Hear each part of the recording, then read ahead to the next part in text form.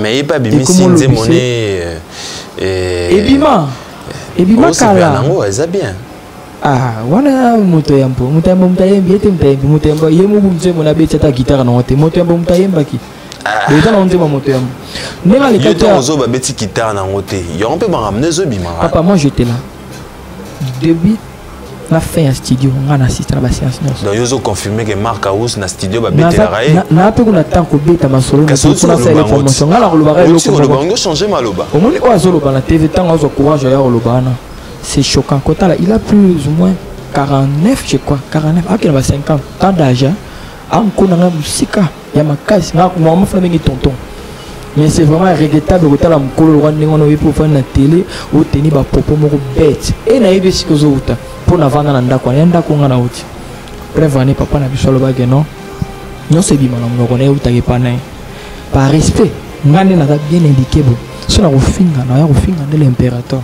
L'impérateur mais non mais bah te belé bah le belango que matadien au pesaki je sais pas ça qui côté clip bon dans ça clip et là au mort ezangaki au pesaki pas faire rigola ndé yango wana ça qui que biso ba congolais to na système ya ba trottoir donc mon ngeno aspiration ya kana ndé wa mabe ya mabe ya makasi onga mona bilan mutu na makolote to presta une fois na bangi to zonga na biso normal.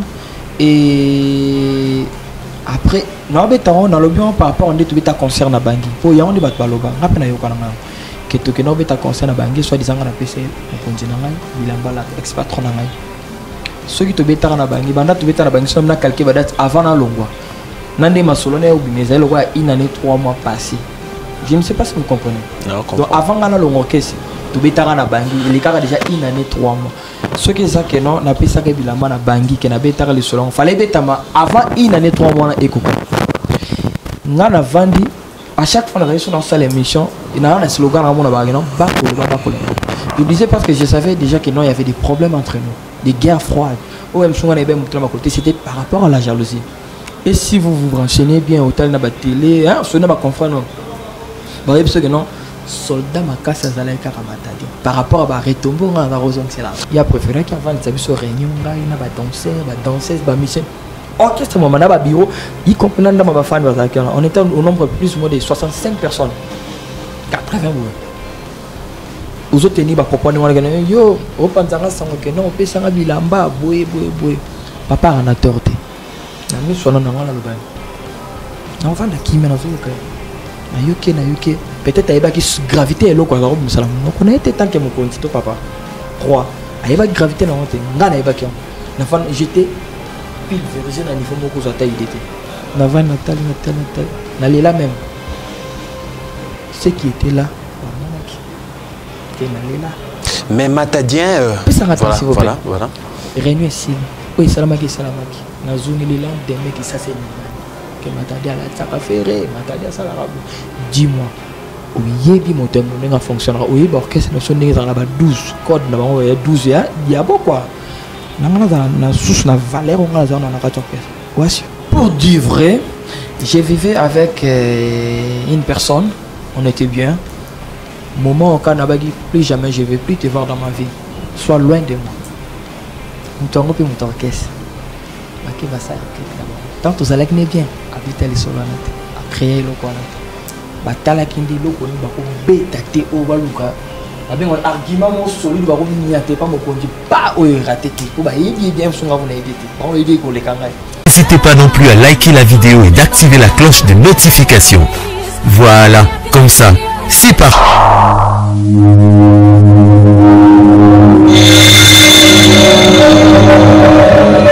La voix des peuples, oh, la voix des peuples, oh, c'était bien, oh.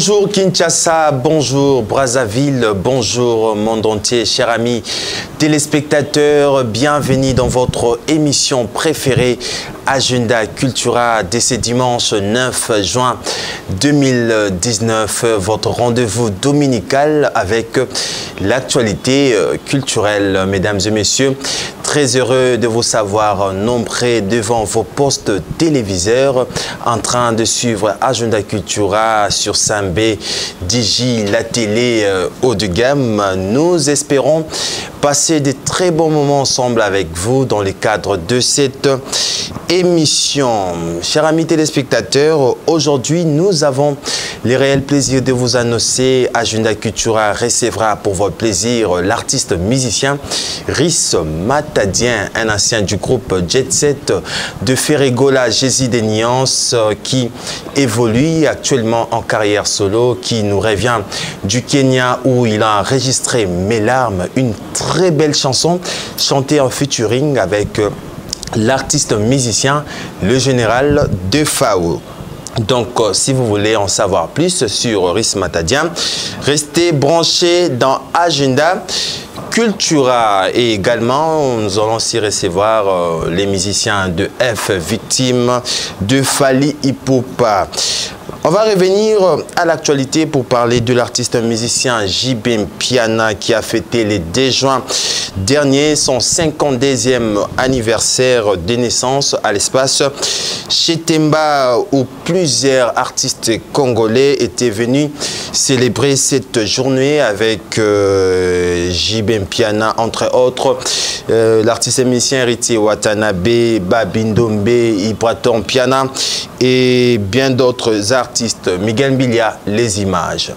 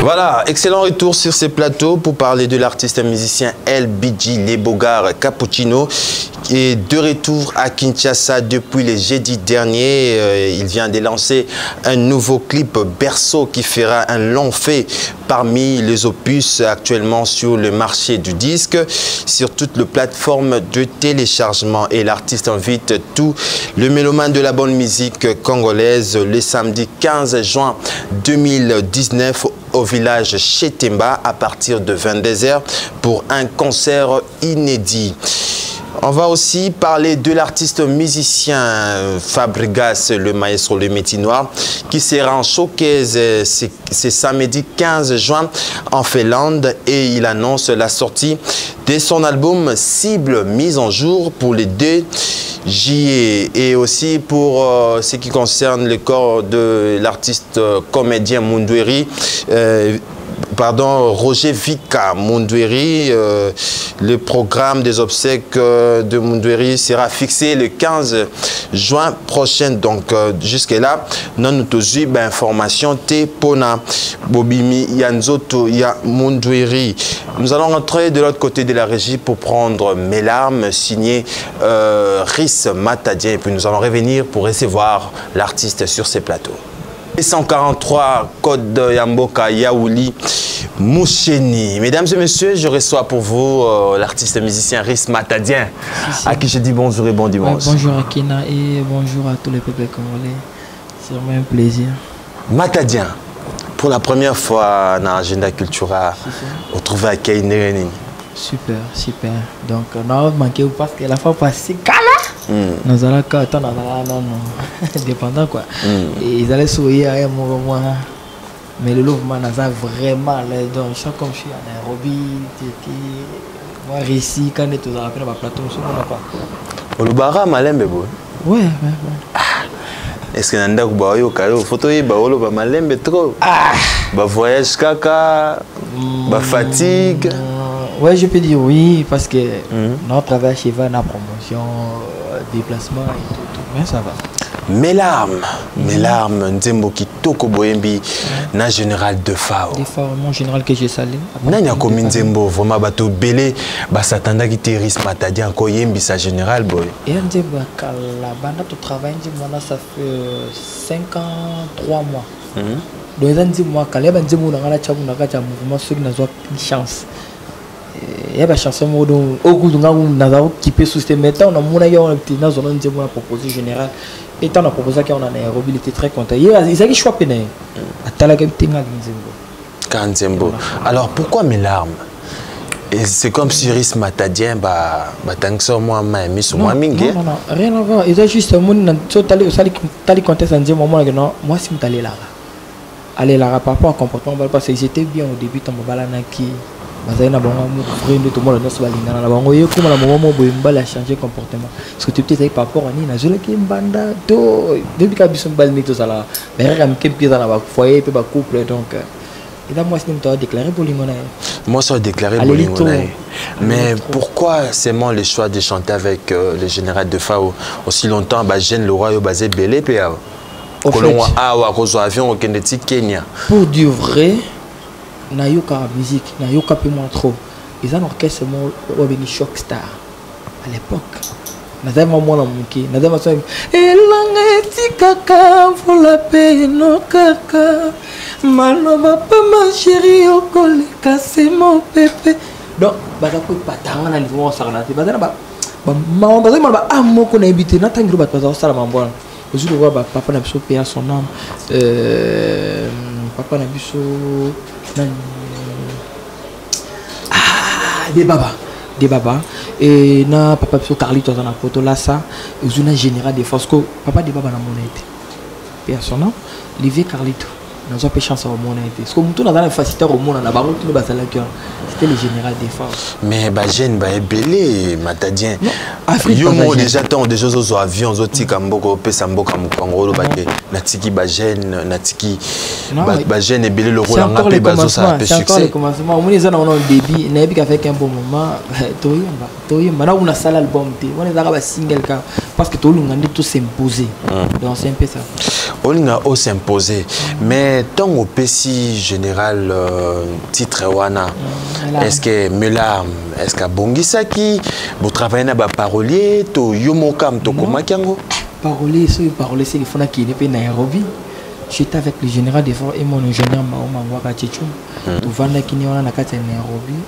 Ils écoutent musique à Nairobi. Il faut cambo la souche. Il a fait 80 km, je crois. Tout qui n'est qu'un tout vendre, tout bandit dans la civil texte. Dans mes quoi arrangé parce qu'il n'y a pas aidé. Et tout bandit tech. Et là, c'est la surprise. C'est cool. Tout coton dans l'ingé. Et il y a un bango boué. Tant qu'on a pêché un gela, il y a bon long à pêcher. Ah, ce qu'on a eu, il y a bon. Ce bilan, il y a pêché. Et ça, on a bien ma case. Mais oui, un général, il va te bénir le lobby vraiment. Merci. Félicitations, Matadien. Général, il y a un bon kala. La batterie est scellée, charge. Zoko, appelé sa torche, ya bolingoté. Pour l'étrange bolingo, je suis dans le noir. On a chanté à l'école, mais ils ont un tout. Mais Matadien a nyonso ozo sala. Lelo ba congolais ba pesi chance depuis Merci. Paradoxe. Merci. Ba kitoko ba nzembo tout. Alors nini oyo yos personnellement so vandi au milo belake nano salité. Ah, il y a plein de trucs. Si on a besoin de l'eau, on va avoir des 25 ans. Parce que nous avons une surprise, tu vois. Tu connais une mission à Nairobi, tu peux être en concert. Eh, déjà même une mission à Nairobi. Bakimide. Mais performer. Bakimide. Bakimide. Il y a 15 personnes à Nairobi dans le mois de décembre. Bango tout bazongi. Ouais, Bazala qui est intoxiqué, j'ai envoyé des messages. Et d'autres artistes envoyés. Nous avons une mission à Nairobi, ça m'a presté pour cette chose. Est-ce qu'on a un droit à ça? Oh, c'est important dans la salle. Laissez bien où on peut s'en avoir confiance, on appelle essentiellement. Et gloire à Dieu parce que tu as toujours la tête et non la queue. Bazonga bangonio so bango mo kutu. Sans secrétaire, sans ni bango mo nom to passeport en aéroport. Au revoir, on s'appelle. Ris Matadien, bah tu peux il faut pas comprendre. Yo bandi carrière solo na kala mingita. Bambongo wana zo mema artiste na libanda mboka. Bah tu belé bah c'est poser ma question. J'ai un producteur. Deux plutôt. On a producteur, on a producteur. Moko ya musique internationale, autobenga afrobeat, autobenga international et non c'est ça pour la rumba donc j'ai deux producteurs. Nous avons réalisé des albums. Mais clip wana mela bosali on kana Kenya to bosali ngona. Une grande partie salami na Russie, Moscou, na RSS, Europe quoi. Donc bokende na général tikuna. Général tous allez qui na Kenya, tu tourner une partie na Kenya, il y a que Paris. On a qui Russie, à landing on a Russie, tu continues à Russie à zone Paris. Voilà Matadien, Lélo vraiment je pense Torosola à cœur ouvert parce que moi depuis Olongwe pas Firigola nanu penzoleki télévision mingité. Alors ba question ya ki moi belé na bandeko oyo ba ki ke toroyamba au dimanche à Lélo na agenda culturel. Alors Matadien Kolongwa n'a pas fait ba version et bima et belé Lélo pena au sola ba fan na yo ba yeba Matadien alongwa pona nini. Waouh, na loba makambo trop. Ça fait un bon moment mais invité. Et c'était depuis le mois de juin na banda obeta masolo l'année passée. Grâce na longwa pour mener papa na na binga kedadia. Je salue de loin monter ma église. Donc depuis na longwa ça fait une année quelques mois. Et dans le suite à un problème il y a du genre malentendu. Mon nom qui surtout nous les Congolais on a un système il y a un radio trottoir. Hein? Et erreur moi c'est passé parce que mon un bon roi alia Karoula il te monte. C'est ça la les mal quoi. Ma bémo est qui na niveau élevé. Oui c'est là que non daddy à perdre moi contrôle quoi. Et à l'obaki oui c'est la parce que les cas qui des niveau. So ngas kulukwa la koka na pas problème té na tala ki gauche à droite na non la place qui n'a continué un sous ma bé ya plus pur ce que ma bien faut te comprendre parce que tant le babon il y a eu plein de trucs les moi likolo mais ma bé yo personnellement oso reconnaître que ça l'a pas fait rigoler so net nga la reconnaître nga elo comme côté na ça clair na reconnaître elo comme côté. Bon, on est toi, Batoubalo Baraké, Zaka na concert, encore ceux qui voyagent, encore, Oedaka ex-patron nayo, et puis yo ba ekolobela on a ba réseaux sociaux, que pesa ki ebo. Pourquoi on a image ça avec nga loba ni non? Sunga cho chata image en batala. Mais bato belé balobelango que Matadien au pesa ki je sais pas ça qui côté clip bon ça va clip et là au mort ezangaki au pesa qui pas faire rigola ndé yango wana ça qui ke biso ba congolais to na système ya ba radio trottoir donc mon ngeno aspiration ya ka ndé wa mabe ya mabe ya makasi onga mona ebela mutu na makolote to presta une fois na bangi to zonga na biso normal et après non béton dans le bien par rapport on dit tu beta concert na bangi pour ya on dit bat baloba ngapena na yokana nga que to que non beta concert na bangi soit disant na PC on continue ngai bilamba la ex-patron ngai ceux qui te beta na bangi banda tu beta na bangi somna calquer ba date avant na longwa nande masolone ou bimeza le roi une année 3 mois passé je ne sais pas si vous comprenez non, donc avant na longwa kesi tu beta na bangi il est déjà une année 3 mois ce qui est ça que non na pesa que bilamba na bangi que na beta le solon fallait beta ma avant une année 3 mois na ekoko ngana vandi à chaque fois dans salle émission il y a un slogan à mon abagnon je disais parce que je savais déjà que non il y avait des problèmes entre nous, des guerres froides. C'était par rapport à la jalousie.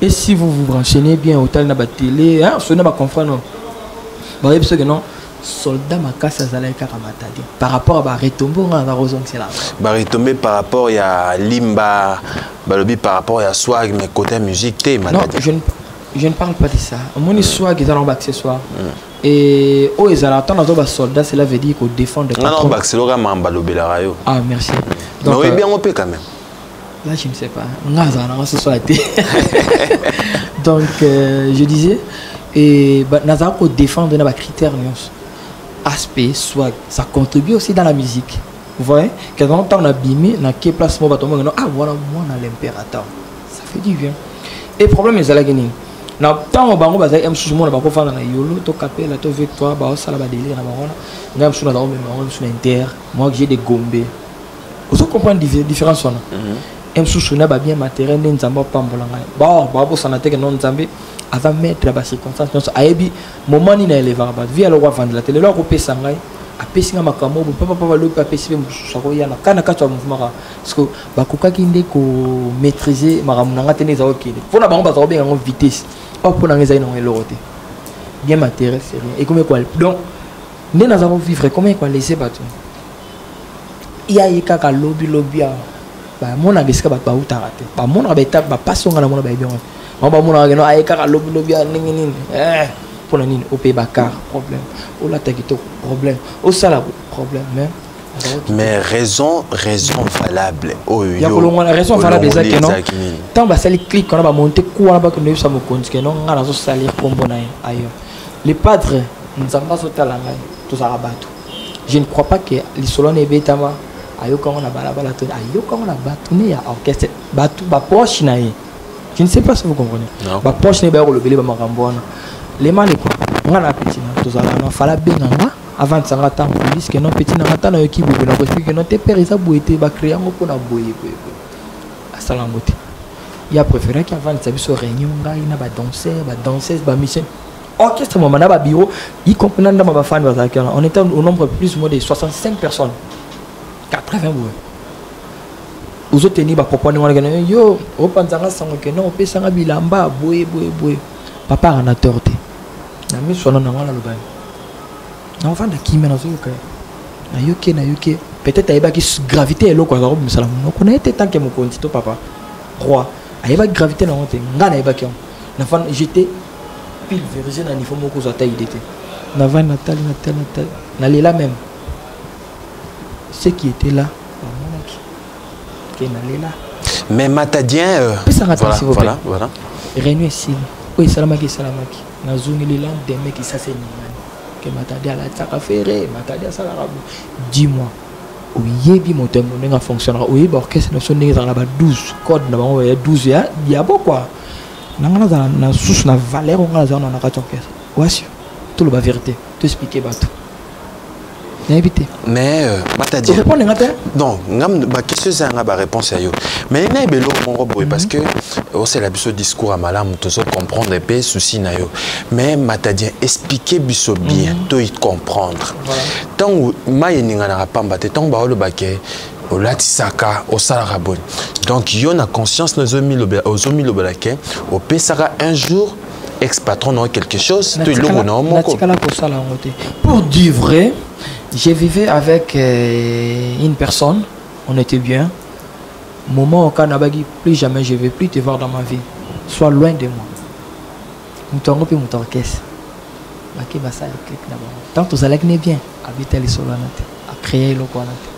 Batala kindi lo koni bako beta te obaluka. Avec un argument solide, bako niate pas mon conduit pas au raté. Pour bah il bien son avant éviter. Bon il dit qu'on les kangai. Et ça là qui lo kona ba bimisa ki wa. Alors, Nanyo Suleki Matadien, Omilobela Nini. So Vandi, Otali, Nengozaki na Ferregola, Ndenge Makambo Bima. Après, battant Oignon, tu t'es dit quoi? Le monde est toujours comme ça, donc non, tu as bien fou, Makambo, naturel qu'à leçon. Naturel qu'à juste leçon. Il y a les sommes, on a la reposée à la finale. quand même. Mais il reste mon papa parce que si je suis comme ça, c'est grâce à lui et le roi de la forêt. Donc, est-ce que vous avez la 8 à la maison même? Tout comme merci. Mais yo mon père déjà au côté Sibiso déjà kuna. Alors ben Sibiso pe lisolo ou soit toyé biké au le capena maison mère. Mais l'on y salé que au matara podium té. La maison mère. Oui. La maison mère gâteau né qui orchestre là qui vraiment au grand complet. Il y avait des Melialias, il y avait de Lacoste. Tout le monde était là des Capaya, bah vient observer les. Et tant on a comme la 2006. Tout un système monde to bagano, baba de touche quoi. Tu vois dans baba et comme maman ba vie ba longwe, ba na mai ba yé, ngana za na moi problème mo période mo ya Nabila qui pour dire vrai Nabila qui singa na zonga mbanta même le roi de la faute ayebate. Tant ngana izongi ba déplique ba yembi ba misi ba mai sika. Bref, on est au yembi la yambo. Tout le monde se disait que non, ah tout ça ba mission ba ya na disque quand ngam n'embate parce que na un déplacement par rapport à santé. Album on est dit deuxième album pego troisième ngamuna jijanga te loko ba zelinga pendant tant d'années ba yokinga te ndiba ba reculer premier sauter na luke sikamo ona ko bima du nouveau de la cible on a wenge maison mère wenge musique à maison mère au bané comme dans podium te au na bande de touche au sait comme au sait ba dans podium il y a des images qui sont là sur télé où tu concert moto bita même Apocalypse 22 ba Fikine et Richard a une opération c'est moi qui défendais. Même la Fikine va foire vraiment battre le Fikine le roi de fort d'automne de sa Fikine. Ceux na matisco wamba les publics on se battent blabla pour non mais ça là. C'est que na ba orchestre oyo leka. Patron nini oyo a marqué otilelo. Le 2 parce que les rois de la forêt ceux qui nazal lelo ah Matadien. Na lo baté Matadien. Akina. Au bandit déjà mabé. Au bandit déjà mabé. On faire comprendre le logo. Au bandit mabé. Ngata na biba on balé cela veut dire esprit on ngana za nango qui est musical que Micha se crée à Micha za la abo Micha tellement beau hein Micha pesa à makambo c'est le roi de la forêt qui m'a cet esprit oh dans le bela non il y a qui musicien que non il y a baba que non lui là c'est un artiste c'est un chanteur c'est les padres fait rigoler parce que on reconnaît l'artiste avec ses œuvres. C'est grâce à l'impérateur. Mais je suis clair. Parce que on a ignoré les rois de la forêt. Toi le roi de la Matadien a commis un musicien. Est-ce que Naboyang Batbaebio pembeni affaire. Maza papa na ngai Naboyang. Mais est-ce que tant okinde ozongsi biso quand star wana basali ngala za la Matadien ozomona lelo va na plateau na bango mibale. Les rois de la forêt na vani 8 ans à orienter nga makambo esengla ikizala. Mon makambo oyo bangisa mso ba masa na jet jet. Sumta ko tshanga ngo yangi ya mano na makanda we na bango mibale. Nani a format yo. Bango bale ba format ngai. Pour la maison mais pe na za oyembati. Koyemba na Fikine kwa mbale na Fikine ke public ganga. Ya ba jeta. On a ba remplacer ki oti. Ata ba remplacer ba ko peso pe micro ke ba tate mais ba pa. So nani a peso vie na bango mbale. Vie mon tapé sa rafie ta ranjambe. Oh. Na pas de Matadien na musique. Na musique. Oh non. Na expliquer ce que le roman. Au moins on est là na Matadien. Makamno so za romona. Est-ce que nous n'avons pas fait rigoler? Fait rigoler, nous avons payé ça, nous avons 100 francs, 200 francs. Nous avons eu bâti, les amants. Nous avons vu ce que nous avons et pas n'être. Nous avons se créer esprit. On a vu que l'esprit a colloqué recherche. C'est le roi de la forme de la côte. Que Michel c'est le roi. Nous avons ça les gens qui les pattes. Maintenant de donner voiture. Maintenant de sous carreau. Ah, esprit on a bat baloba. Mais on a solo bat. Au côté araba mabala, wana. Ils ont pas m'envoie solo. Je suis un artiste vraiment rare et puis la milieu na mona na nte Dédé na zana camarade. Ce que pas ni n'importe qui. Faut comprendre bien mai ningala raté. Ils ont des clics à bâtiment ba pe muké. Oh ba sangana juste faut pas déstabiliser ngai do ba sepela na mona ngate. Ah oui, bibatongo. Na yebiongo très bien. Bandi le noté. Et ben dis mon yoka yoka na trop rumba on a bignon mini. Matadien. Obi tant bat ba tala na télévision.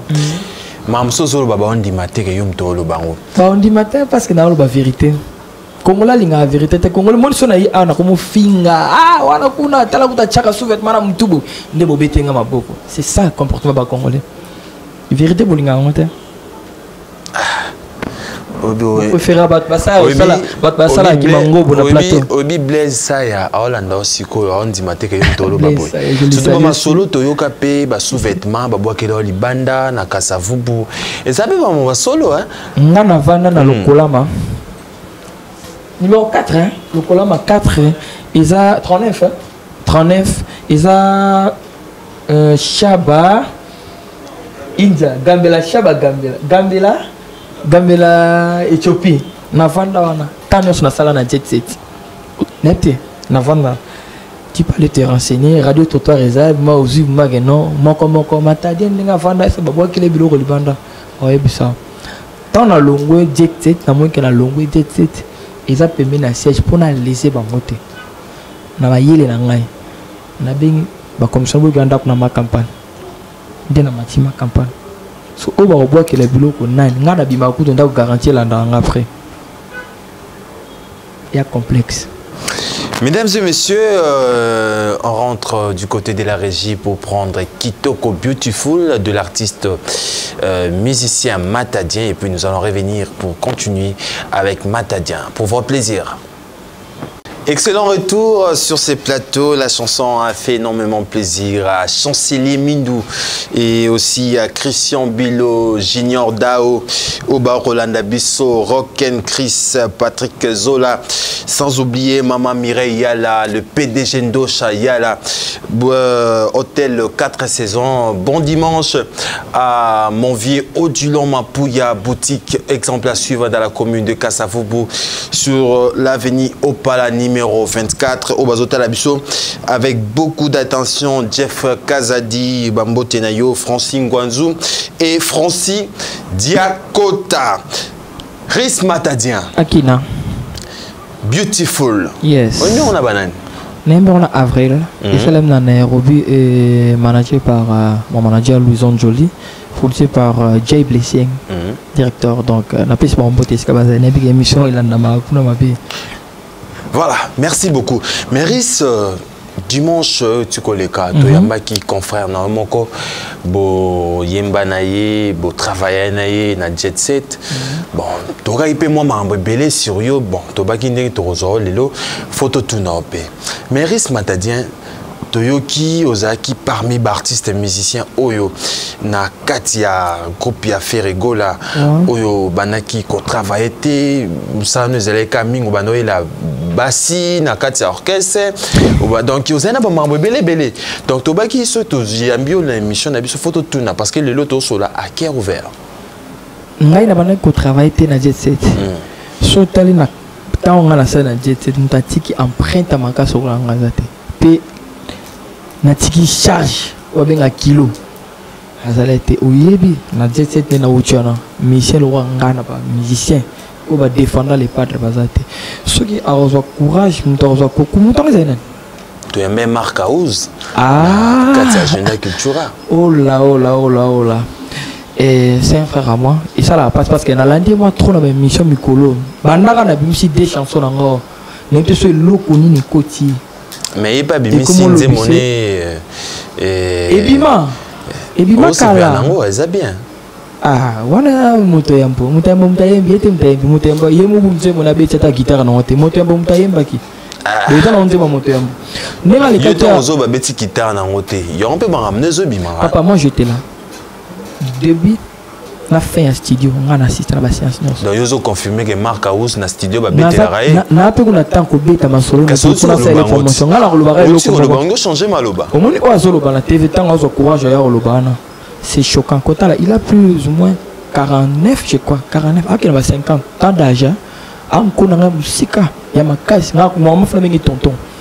Mais c'est vraiment regrettable que la mukolo rwanda ngono wi pour faire na télé ou tenir ba popo moko bête. Et na yebe sikozo uta. Pour n'avoir un ndako yanda ko ngana uti prévenir papa na biso loba ke non non c'est bima na mnoko na uta ke pana par respect ngani na bien indiqué bo so na kofinga na ya kofinga de l'impérateur to ko loba mabe pour l'impérateur mais na tana te parce que na ba meilleur souvenir to risque ba vie si kamoko donc to passer ba bon moment et je suis vraiment reconnaissant sur na zabo c'est grâce à mon papa lo sala on de ko sala.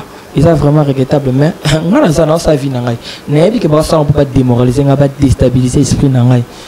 na kuya parce que rêve na bango pe souena ngezala ki nazala na sena bamba ndenge nazo mata et comme quoi laisser sous ma casse donc mais la vérité peut soit quand vérité net ni la vérité peut soit quand yo tant monique sur bimisi pe aye ke ba bete la reine studio oh ngala ça clair na nga ebita mais yo tant lo ba ah OK abengana déjà Olivier Chima eh papa tout tu as sentiment oh Olivier Chima moni mutomuke ah vie âge zo mona âge comme longue comme di kulo makasi a mona kaza sonelo mo ko prouver na musique congolaise te ngane to ande moté puis ngala ko vanda mo vanda tena beta masoneti ya masa non to tangela ko mbona zo ba n'importe quoi singa ye façon na ndina ba guitariste na ngai moi je suis un leader nana ba na konza ka donc toi niveau mo côté matadi ka si go bande o mi déjà non faut solo la bien niveau ngana za lelo ya ko koma ngote vini momba wana to chamba croix mais est-ce que la polémique aussi là et ça polémique c'est quoi les problèmes moi on bazana bana posa on les basa la effort ta musique bien pour se passer bana posa pour déstabiliser pour distraire bateau yo mona mutaya na TV artiste message ko beta masolo te ata gigolo aso boy aso il y a un sens un grand garçon tonton le roi na bengi papa oui mon plateau beta masolo ndingo et puis muto beta ata bi orchestre non to asa la vie ailleurs tu vois pas que muto eso ça se bien tout ça la clair mais c'est comme si on gardait ba bonne relation tena ba artiste batika moi ça me fait non il y a des artistes oh bah c'est respectera tout solo là très bien nazawa tu toi na ba musicien belé baza mon tout solo to ya bana parce que relation est bien zato et bilobité mais oh ya so sala na c'est juste pour plaire son patron mais à la vie n'était donc on a tout des salate à distraire peuple congolais or que na minute tout le monde a commencé éveiller yo moni maman za suya kala obitumba na ko pona artiste mo sia abundelo yo lia osuma mituko ya souffra ki no bunda na ko pona te beta musique na osoma c'est d'ailleurs qui n'a pas la bande qui na commission ouais le monde évolue mais obi ke ya distraction ba ça on peut pas déstabiliser ngai or ngana mutu moko bien bazo sala to azo sala parce faut obi c'est so bazo wana banani bazo za bato belé azo mutu moko même so ba congolais ba batakin ba mona so matadal bi bofani ça fait 1 an orchestre mon beleka na TV lo ba ma besir ngai ngao na risque ba fina bango ngao le na okinde botoni na zo émerger bo normalement fait ça ba mon plaisir faut habiter la ngama beaucoup c'est la fierté d'équipe et sa fierté fanane monter qui tout ça la société ça fait trop mal vraiment et moi je suis déçu ceux qui ça bazo pousser nga pour na manquer sur papa na nga faire go la respect je passe temps na manquer ka respect tam ko le moroté bonne chance continue à boulot nos yeux qui portent parole faut tiki musique ou ne porte pas Sankara mo pasala mabe wewa asala mabe baby si bato mutabungi rumba tiki musala ne ma ola beta guitare mais comment ne porte parole bon na habite peut-être des boulot ne moni lo na sûr qui a beta guitare parce que ça porte parole mambo zo confirmer au na plateau et on peut zo benda milai na lobby on le parce que j'en ai marre balinga na koma na point na yumate na mona wengi na 1000 esprits. Et puis la guerre il faut la faire préparer pour la boutou. Ah aux aranakisi hein. Peu importe. Qui sinon la makasi. La boutou ce qu'on a boutou on le gagne. Pour que na moi parce que c'est que ça boutou pe bonga mati. Na pina bata sima na ngait. Bana sima na. Ouais ya mamu na ngaya vie privée na ngaya. Fa bonga mati o tinda ko moto yeba ni bien. Pour les autres ça moto bonga na boutou donc yum do bonga so na moi na so na moi na ko affronter le padre na yé l'esprit mo boy. Faut na zaper miner pe na soir pour te éviter mon andolette. Il faut la préparer. Attention, que babitina na babitina on dit maté. Au sait là qui c'est? Il y a vinarette. C'est celle là qui sait que ça la bien. You know morning na kala na lelo préféré. Non, yé batin. Ah, bangi magam. On a compris. Tena bangi magam, tena yé batin. Na kala na lelo na yé batin, ozara o mana yé baki yo. Na monara matadien ozai karaboyi, ozai no soir ozai karaboyi. Il au monde échanger. Matadien o leader, matadien o voyager na ligue, matadien leader na bika matadien leader comme na kisi makasi. Si on ya pharmacie to kisika o bisonyo soto yebi kisia. Merci Rhys Matadien de répondre à notre invitation. Donc je pense que Zalambala Souka Péalibosoté Okozana Bisso donc Tosisi Nayo rentre du côté de la régie pour prendre un élément et puis nous allons revenir pour recevoir Bourgeois Ambassi de F Victime. Excellent retour sur ces plateaux, donc ça fait énormément plaisir au jeune millionnaire Jurès Moulumba et merci aussi à l'assistance de Junior Dao qui est avec nous, Christian Matima, Cavalli, bon dimanche à toi, bon dimanche au bourgeois Guilain Boyo, un Américain au Congo, sans oublier mon vieux Odulon Mapouya, boutique exemplaire suivie dans la commune de Kasavubu sur l'avenue Opala numéro 24. Mesdames et messieurs, je reçois pour vous des artistes de F Victime. Bourgeois. Ouais. Bonjour et bon dimanche. Merci à vous autant, Glody Akina. Bonne santé, Bourgeois. Ouais, super, hein, super. Comme vous les remarquez, quoi, donc ça va. Parce que vous avez ni Bouti Gabon, vous préparez un voyage, monsieur. Ouais, en tout cas, Gabon, il a dit Togos. Je pense que moi, j'ai témoigné dans la place de Nabuso. Puis on ça la chocolat. Et puis, le peuple gabonais, voilà, il peut remplir le plaisir de vivre Moussala autour. C'est vrai, et puis nous sommes de retour pour nos singles. Il y a des artistes au Yobima, c'est-à-dire dans des jours à venir à Yobima. Donc, Moussala peut être tenu à Bissou-Ming-Ming-Yangwana. Il y a pression finie, peut-être d'enregistrement, comme c'est déjà vers la fin. Et puis on va bouger pour tourner en tout ça américaine. Je pense cette fois-ci au Kenya parce que bourgeois voyage belle Afrique ok mais Europe il y a une boussole boutique à la paix moi trop. Inch'Allah donc tous allons en colo. Je pense à chaque fois démarche on est ça on fait toujours partie de la délégation mais à la fin peut-être il y a des problèmes administratifs qui dérangent un peu mais bon cette fois-ci je pense que nous avons à la côté. Alors qu'est-ce qui fait que le problème administratif on est à répéter surtout pour nous. Bon, la réalité il y a pas secret sur la réalité mon professionnel donc je peux pas tout dire ça à la télévision donc la télévision nous sommes du côté musique il y a des gens qui gèrent le côté administratif et puis voilà ceux qui habitent liste moi est comme réduite. Bon, et comme c'est il faut qu'on peut attendre sur le droit à la donc, on mérite pas de côté la population de l'ancienneté dans l'environnement, la valeur belle. Et puis voilà, il y a peut-être des rappels, il y a des questions à temps. Et puis il y a des tests, voilà, mais il y a des secrets professionnels autour de la télévision. Je pense tant au moment où on a tout voyagé au Vajara. Et puis cette fois-ci, donc aussi d'élever, et ça super pour nous. Maître. Bon, il y a une image qui est bon, qui est parmi bateaux. Non, ça dure être soldat, être actif. Ils ont coucanaté dans ma maman. Ça dure. Nous avons repéré ça au Kingo, Milo Mayaka. Repéré ça Mayaka, Milo Kingo. Donc, il y a des fois que nous sommes fallu pour parler. Là, je parle pas de mon patron, je parle de l'artiste fallu. Parce que la chance, parce que l'artiste, on a appelé ça Kingo Namayaka. Ça dit même temps à Bougar. En même temps, il chante bien, en même temps, il joue à la guitare, en même temps, il compose des chansons, en même temps, il est auteur de l'écriture, en même temps, il est auteur de la mélodie, quand même, ça n'a pas golé parfois, mais ça mais le king a touché, il golé bété dans la boîte. Au moins, c'est-à-dire, toi, la chance d'artiste, ça a déjà ma tout. Déjà, c'est différent, là, tout le monde est sous pourquoi bien guéri, tu es un soldat, tu es un comment, non.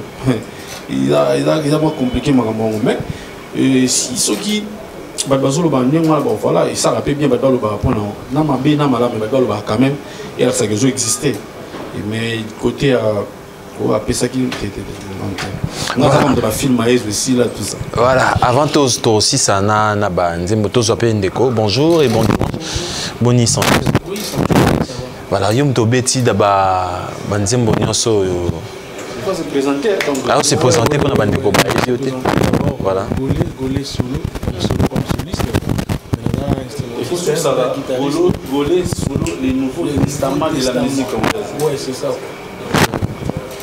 la guitare moyo quand on est bien on a joué on a voulu battre que na bête na on a bête on tout bête yinyo sur moyo quand c'est ça quoi la musique yom to bête qui on alors tous quelque chose tous est au moment de jouer au Betty avant tous au boussole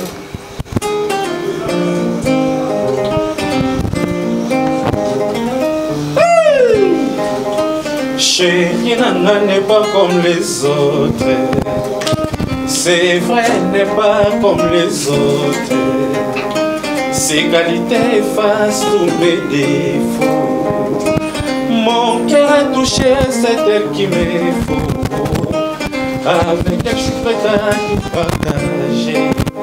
Mon amour est mon ange gardien, ma confidente, mon artisante, mon artiste, ma Juliette, et moi sans Roméo, moi la maman, chou la maï, moi la maman, bébé la maï, moi la maman, chou la maï, moi la maman, chérie la maï, Zamba pianga nyonso tu yolinga kaye.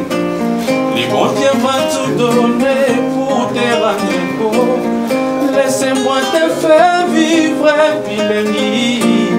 C'est moi ton amour pour la vie, bébé. Voilà. Merci beaucoup. Voilà. Alors, quelques salutations. Et bon, on passer Pena Boussole. Oui, merci beaucoup. On a salué tout le monde.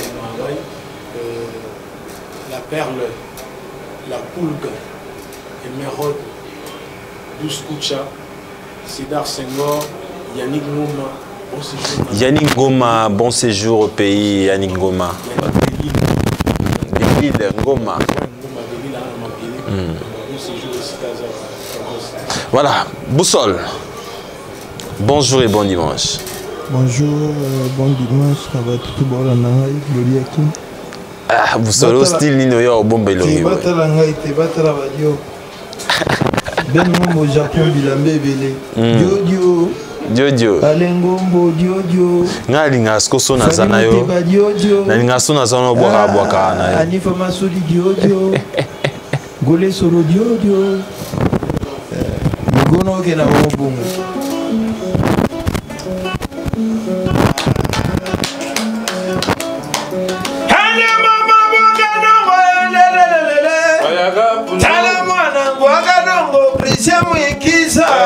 No, mama ye, nalingina muna ye. Bitumba tomosa. Boussole. Mais il y en a si voyage au Kende, Poto Kende. Bon, ambassadeur, tu es le très trop capital. Donc, Inch'Allah, je ne suis pas encore les meilleurs, mais les prochains sur la liste. Mais au Tigala Petro. Attends, tu es c'est vous avez pas toi. Au bois qui bat disque belé. Vous avez fallu pour pas. Et c'est moi angouana. Le loga boga long. Le normation na boga alimentaire ni na combattre na. Boussole. Le lo na zone air animation africain. Ce qu'on a tiré à point. Alors Boussole pour na aussi ça na bino vraiment bazo signaler biso temps ezamuke na ebita vo boira boaka photo solo avo boaka boaka mona biso batu basali contrôle basali contrôle biso bambasi bourgeois ils ont problème te torozo bino dimanche prochain vraiment bolimbi si temps vraiment ezamuke te dimanche prochain pour les cas toujours na kati ya agenda culturel alors ticket na lati ezaswe na sia kwa na zana mutuka ozide ya mutuka nazo mutuka bena ya solo wana kole solo betela hymne national gloria nga hymne national devait aller sa hymne ane kasi rabati mishitiri matotoro botu mozo boire de mozo boire de ane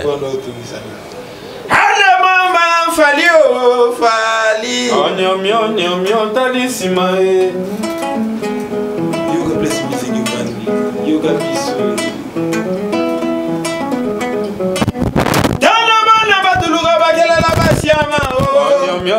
Rodrigue Matende Aziza Lukusa Bobedianga na falie Harone Mandruma Buka ya maboko Tupra Tutukutuku Odilo mapuya falie Kebalu boko baby Sakamoto ya Animateur à kota prison lelo akomi koloba Kema luboko baby Sakamoto ya Papa Wemba lobaki son âme repose en paix. Oh c'est un animateur à kota prison mo loba ndena Kema luboko baby Sakamoto ya Sakamoto, ya ya. Allez papa, Nova, quel aurait besoin Te oyo te Boussole. Oyo te oyo boaka wana. Oyo boaka ni. Comment solo? Kata musique. Soko moni animateur comme koloba loba il faut tala. Te loba ma centre à rééducation. Toi azomi na moki. Sko wana. Ya bano boko bebi Sakamoto ya ya. Kole solo betelanga bebi Sakamoto elele. Ye bano boko bebi Sakamoto papa. Mama Amazone nana ketchope Boussole. Boussole. Nani a baby mutu, nani a kota ki prison. Ya bandu boko baby Sakamoto ya. Kibana batala ko muna mutu koti prison mais papa lo baki so koti kumba mutu ko sa nini kodo e kodo. Siko yo nani. Siko yo wana nani a kota ki prison mutu. Papa imbagiti. Ya bandu boko baby Sakamoto ya. Ya bandu boko Teka emelelele. Musique yana ba crête. Ginding kundi yo ko li bonde. Musique yana ba crête junior da. Make you na boge nange. Allez make you. Pardon, boss on a sorry. Yo sugo animateur ni na côté prison. Oh yo yebi. Alati badio. Na sako. Ya banu bwako baby Sakamoto ya. Brandi nangaye, que bana bani mater ba kota ta prison. Mama le Claudia qui mama. Allez kata musique. Soko moni animateur a outil prison.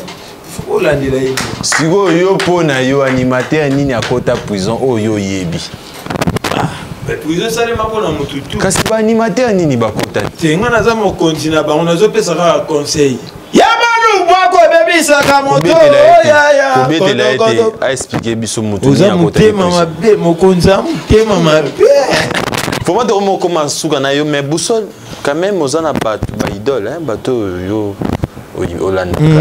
Ba idole bali. Ada mwana mwasi kwenda bike yeye mama ntona. Yo di yo. Solo bondwe. El mara le king. Siko yo moko de animateur oyo ba créer na bango s'appelle Sarah. En tout cas si on a autant d'animateurs on va yemisa stade. Le net ngana jouer élève on va Bill Clinton. Tout cas voilà. Merci beaucoup vraiment Boussole quelques bon non c'est la route. Bon salutations on a ben ngombo japonais bilambe belé. Papa na Diventio ouais. Alengombo. Ce que so ben ngomba tunyo na ngwa côté prison yebise nani. Soko diloma tu odiloma pu ya tunengana na côté prison na yebise nani. Yebise nani. Ah mais prison va te bele ba koto. T'es na ba animateur. Na ba animateur. Bébé ba animateur prisonnier te. Ngana ebite. Mais prison bébé Sakamoto. Na ebite na l'ingé public ou bien prison ça centre à l'éducation. Ambassade à Momaï. Ambassade à Momaï. Donc c'est l'ambassade. Ambassade. Ambassade dépend là aussi. Ambassade. Yamanu boko baby Sakamoto ya. Kodo ganga. C'est le goyo ka disque zoya tout non nini. Nini. Mo que zo pela na mboka. Agenda Culture.